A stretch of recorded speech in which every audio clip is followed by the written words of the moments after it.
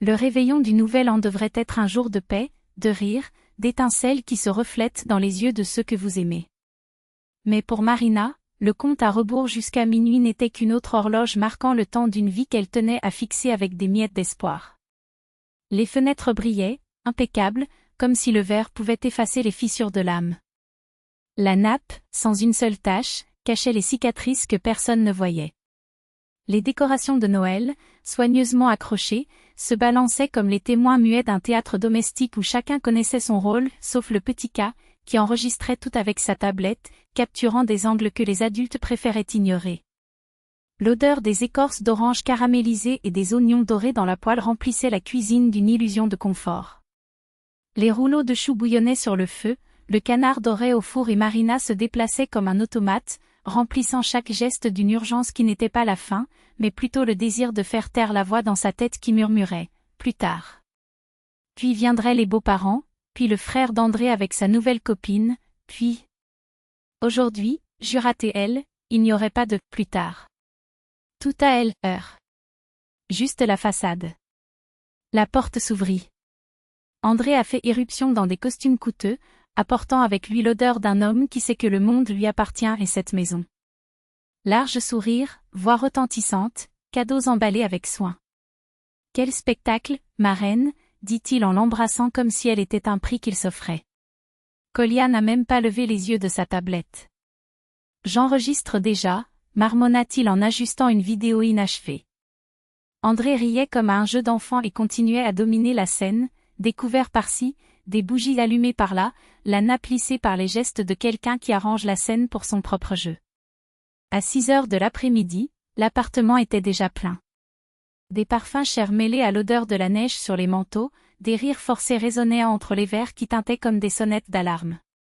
Le frère d'André racontait des blagues bruyantes, sa belle-mère détachait les pots de conserve avec une habileté qui semblait dire « je sais comment les choses devraient être », et K, silencieux, posait la tablette sur la table de nuit. Marina lui sourit. Un sourire complice. Le sourire de quelqu'un qui sait que, quelque part dans ce chaos, il existe une issue.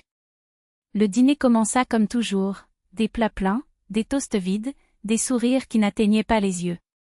André a servi le champagne avec l'élégance d'un hôte parfait, trinquant à la famille, au rêve construit de nos propres mains. Marina secoua son verre avec la délicatesse de quelqu'un qui manipule des cristaux fragiles. Je connaissais ce scénario. La voix d'André, d'abord mélodique, se transforme à chaque toast, du métal à l'acier, de l'espièglerie à l'ordre. Elle reconnaissait chaque tournant, chaque signe indiquant que le masque était sur le point de tomber. Lorsque le téléphone a sonné à 23h30, ce fut comme une bouffée d'air dans une pièce étouffante. Léna, une amie, vous souhaite une bonne année. Marina répondit à voix basse, comme pour demander pardon d'exister. André l'a remarqué. Le sourire est resté, mais les yeux se sont figés. Qui était-ce? Demanda-t-il, sachant déjà. Léna. Juste des félicitations, répondit-elle. Nous sommes tous de la famille ici, sourit-il, mais cette phrase sonnait comme un avertissement. Pas besoin de secret, mon amour. La belle-mère tentait de l'adoucir, André, laisse la fille, mais le frère laissait déjà échapper son ironie venimeuse, c'est peut-être la jalousie du portable, hein? Des rires nerveux remplissaient le vide, comme du papier déchiqueté jeté sur une plaie ouverte. Kolia poussa un morceau de fromage dans son assiette, les yeux fixés sur l'écran de sa tablette. À la télévision, les présentateurs préparaient déjà le feu d'artifice. André regarda Marina, puis son verre. Encore un verre, mon amour. Pour nous. Elle obéit, sachant ce qui allait arriver. Il but longuement, longuement, puis se pencha, sa voix étant un mélange d'affection et de commandement. Marina, mon toast. Pourquoi m'es-tu reconnaissant? Elle hésita. Pour être ensemble. Pour essayer de s'écouter. Devrions-nous essayer? Le rire était sec. Parfois, on n'entend rien. Comme maintenant.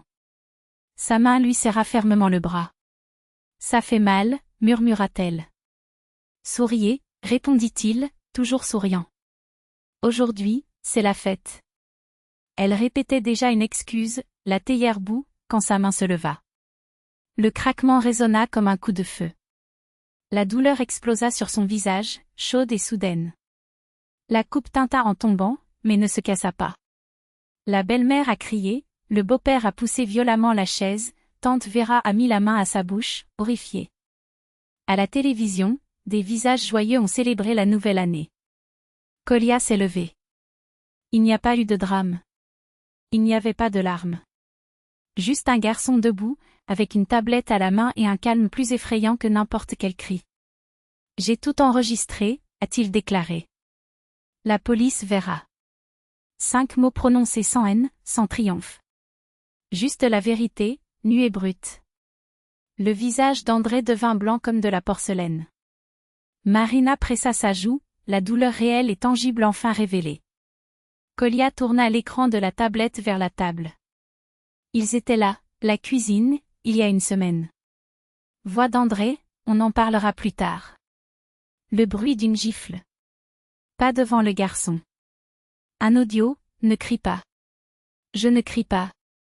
Reflet dans la vitre du placard, un geste brusque, Marina qui recule, des dates, des heures, des preuves irréfutables. Le beau-père inspira profondément, comme s'il se réveillait d'un cauchemar. Les clés, demanda la belle-mère, presque suppliante. Puis, plus fermement, non. Laissez-le voir, dit André, la voix tremblante. Supprimez ça, ou je le dirai, répéta Kolya calmement. À l'école. Au psychologue. À la hotline. Partout où c'est nécessaire.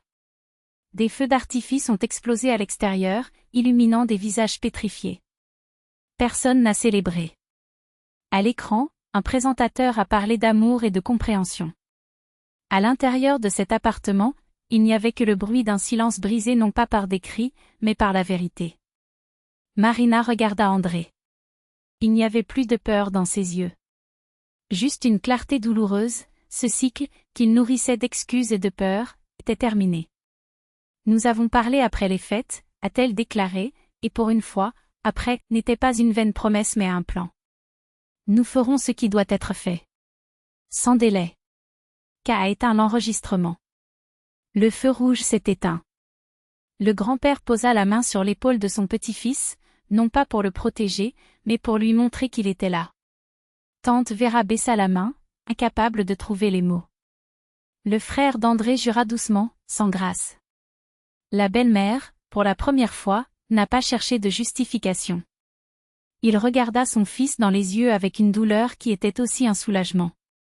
André recula contre le mur, ses doigts glissant sur l'étagère comme pour essayer d'effacer quelque chose qui était déjà gravé sur chacun d'eux. « Pourquoi as-tu fait ça ?» demanda-t-il d'une voix rauque. « Parce que ce n'était pas la première fois, » répondit Kolya. « Et pour qu'il n'y en ait pas de prochain. » Marina a servi du thé. Il plaça la tasse devant André, la théière entre eux comme une barrière. Il restait immobile, comme un bonhomme de neige fondant sous le soleil. Personne n'a porté un toast. Mais en elle, pour la première fois depuis des années, il y avait un véritable toast, non pas à l'espoir que les choses s'amélioreraient, mais à la connaissance qu'elles ne seraient plus jamais comme ça. « Bonne année, dit-elle doucement. Et cette fois, ça l'était. La nuit avait suffi pour que le réveillon du nouvel an cesse d'être une simple fête et devienne un début. L'appartement a accueilli la nouvelle année dans un silence épais, sans l'odeur d'agrumes des mandarines, sans rire, sans le bruit étrange des portes claquantes des voisins. Juste l'air lourd, comme si les murs avaient absorbé tous les cris de la nuit précédente. Marina s'est réveillée la première. La brûlure sur sa joue ne faisait plus mal au toucher, mais au souvenir. Il observait son fils en silence. Kolya dormait recroquevillé sur le canapé, l'avion à ses côtés, la main serrée en un point à l'extérieur de la couverture, comme si même dans son sommeil il tenait quelque chose qu'il ne voulait pas lâcher. André était au lit, respirant trop régulièrement, comme quelqu'un qui ne dort pas et fait semblant. Elle le savait. Il faisait toujours semblant d'être calme quand il perdait. Il se leva, alla à la cuisine, alluma la bouilloire. L'eau sifflait, répétant le bruit de la veille. À 10 heures du matin, la belle-mère entra dans la cuisine en peignoir, les yeux rouges non pas de sommeil, mais de la nuit blanche. Il s'est assis à table et a regardé le dessus de la table, comme si sa culpabilité y était écrite. Marina, commença-t-il doucement. Je ne pense pas que je n'aime pas mon fils. Mais que s'est-il passé hier? Il soupira. Je me suis toujours tue. Je pensais que toutes les familles vivaient ainsi. Mais hier, quand je t'ai vu me regarder, les yeux de la belle-mère tombèrent. Je ne veux pas que Kolia grandisse dans ce monde où tout le monde prétend que tout va bien. Marina lui tendit une tasse de thé. La femme le tenait à deux mains, comme si elle essayait de se réchauffer de l'intérieur. André n'apparut que vers midi, la tête baissée, le pas traînant. Il se servit du café sans regarder personne et s'assit à table avec un profond soupir. Hier? Commença-t-il. Hier, j'avais tort. Le silence s'étira. Mais toi, il se tourna vers Marina, tu m'as exposé. Devant ma propre mère. Elle le regarda. Je me tais. Toujours. Exactement, il a claqué sa main sur la table. Tu aurais dû. Je ne sais pas, défendre ton mari. Au lieu de cela, tu as laissé un garçon me donner des ordres. Kolia a levé les yeux de l'avion. Je n'ai pas donné d'ordre. J'ai dit la vérité. André s'est tordu la bouche. Tu es trop jeune pour comprendre. Je suis assez vieux pour m'en souvenir, répondit Kolia, trop calmement pour un garçon de son âge. Marina s'est mise entre eux. Il arrive. Sa voix traversa l'air comme une lame. André, il faut comprendre, ce n'est pas une question de honte. C'est le fait que rien ne peut continuer ainsi.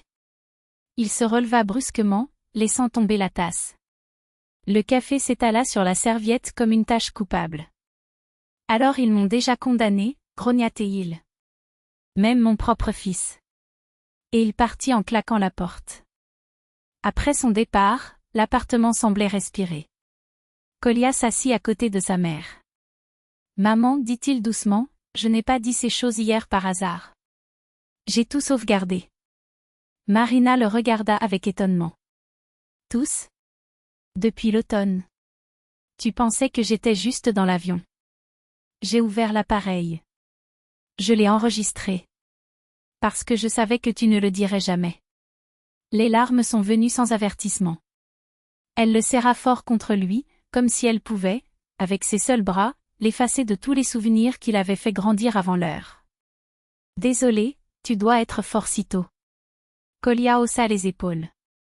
C'est mieux comme ça que d'y retourner. Le soir, le beau-père est arrivé. Il s'assit en silence et regarda son petit-fils. Kolia, dit-il d'une voix rauque. Tu es courageux. Le vieil homme bougea inconfortablement. Moi aussi, je suis resté silencieux un jour. Pendant des années. Tu as fait ce que je n'ai pas fait.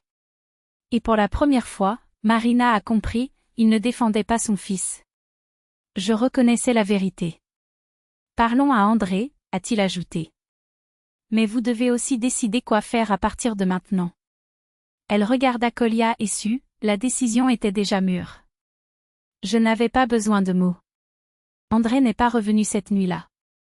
Marina se tenait au comptoir, la tasse de thé froid à la main, répétant les paroles de son fils, c'est mieux comme ça que de revenir en arrière.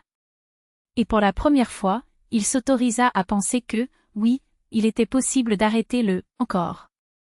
Pas par des cris, pas par des menaces, mais par un pas réel et concret.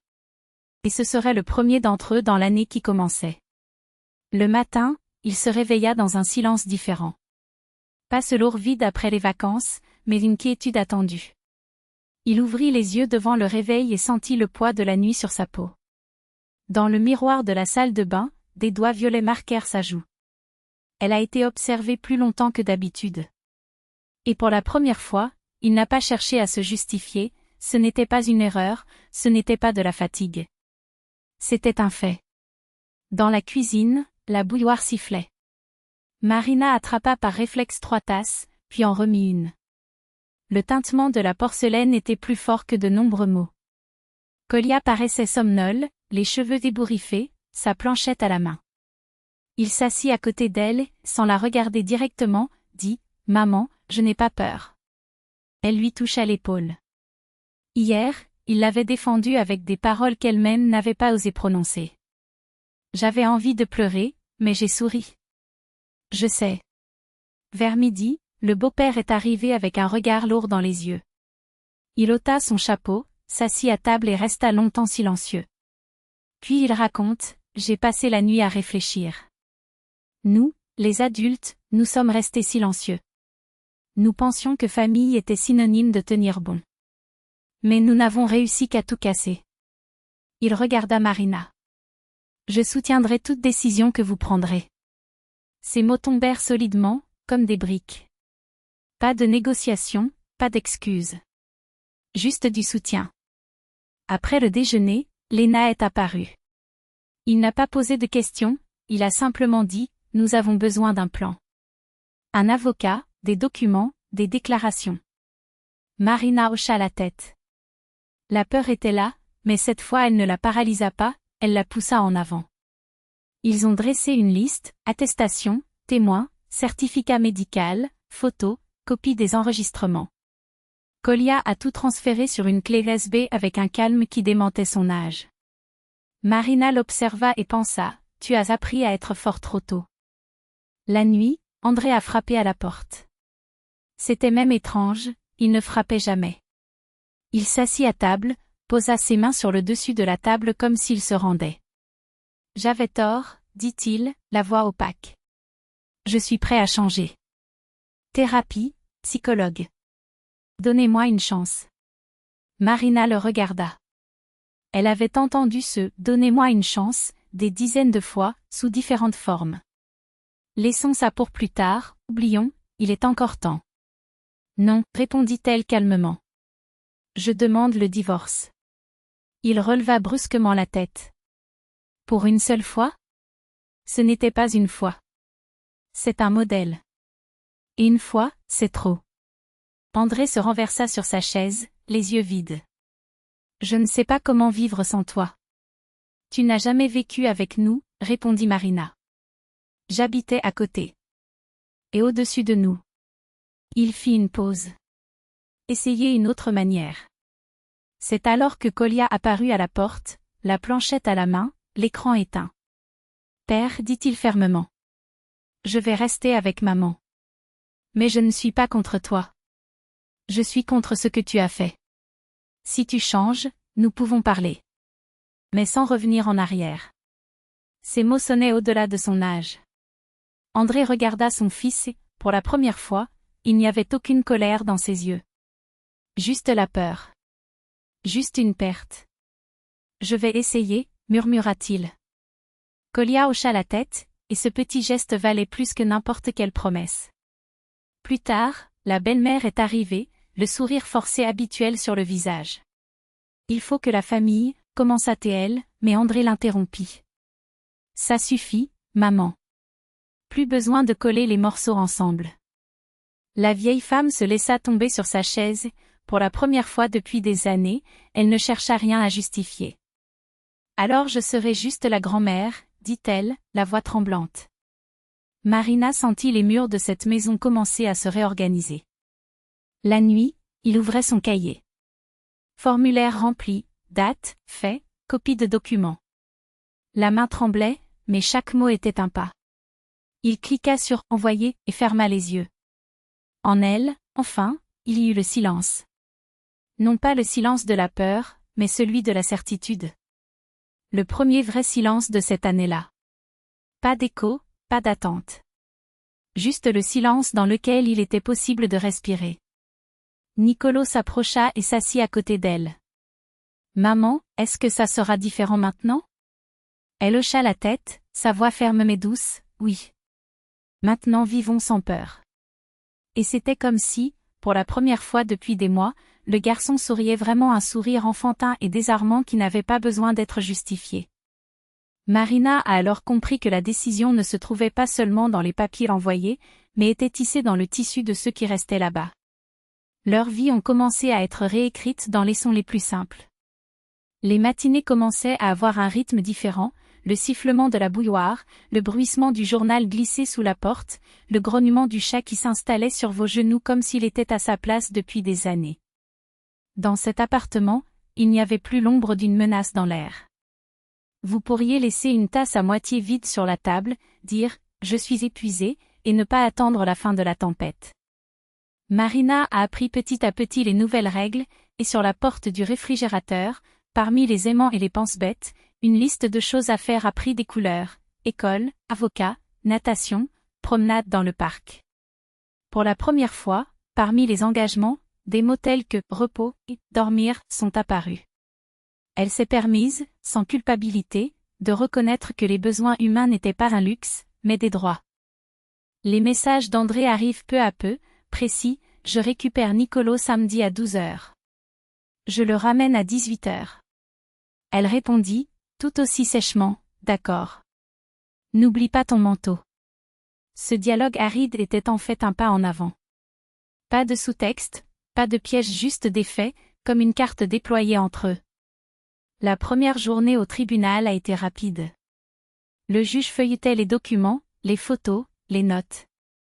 Il demande s'il existe un accord sur les visites. Confirma Marina, sans hésitation. André ajouta presque à voix basse, je suis en thérapie. Le magistrat a accepté et a fixé la prochaine audience.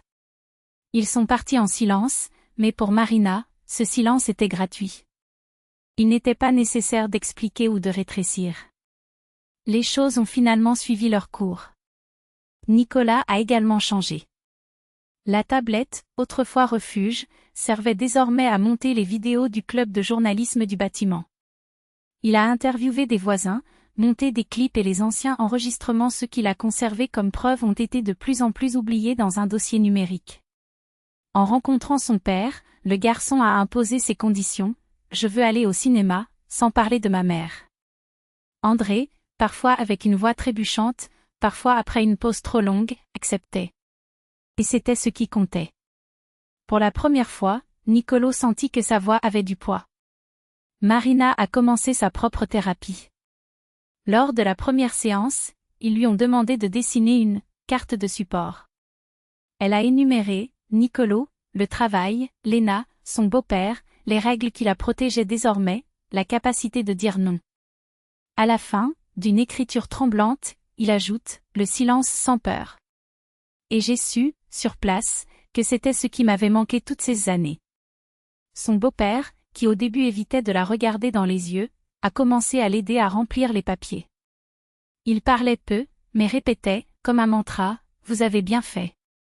La belle-mère, qui auparavant jugeait chaque décision, est arrivée un jour et a simplement dit « Je serai la grand-mère, pas la juge ». C'était suffisant. Lors de la deuxième audience, le divorce a été prononcé. Nourriture, calendrier des visites, organisation des vacances. Marina écoutait le juge et se sentait légère dans sa poitrine, comme si elle avait abandonné un fardeau qu'elle ne savait même pas qu'elle portait. Ce n'était pas une victoire. Ce n'était pas une défaite. C'était une nouvelle commande. Dans le couloir, André murmure, « Je ne sais pas vivre seule, mais j'apprends. » Elle a répondu, sans ironie, « Apprenez. C'est votre route. » Le calendrier accroché au mur a pris des couleurs. Vert pour les journées avec papa, jaune pour les journées avec maman. Bleu pour les événements familiaux et personne n'a jamais enfreint les règles. Ce système aride les a libérés de discussions inutiles. Un jour, Nicolo a parlé à l'école de l'importance de demander de l'aide. Un collègue m'a approché après le cours et m'a remercié doucement. Marina l'a découvert cette nuit-là et a compris, son fils avait non seulement survécu, mais avait également appris à tendre la main sans crainte. Au printemps, ils ont organisé une petite fête. Léna a apporté un gâteau, sa belle-mère a préparé du thé chaud, son beau-père a épluché des pommes. André apparut quelques minutes et tendit à Nicolo un nouveau sac à dos de sport. Tout le monde était assis à la même table, et cette fois personne n'a crié. Il n'y a pas eu de représentation. Juste une évidence, ils étaient là, ensemble, sans masque. Cette nuit-là, Marina a écrit dans son carnet, c'était effrayant. Maintenant, c'est paisible. Désormais, ce sera honnête. Il regarda son fils endormi, la respiration lente, et pour la première fois depuis longtemps il pensa, sans l'ombre d'un doute, nous sommes à la maison.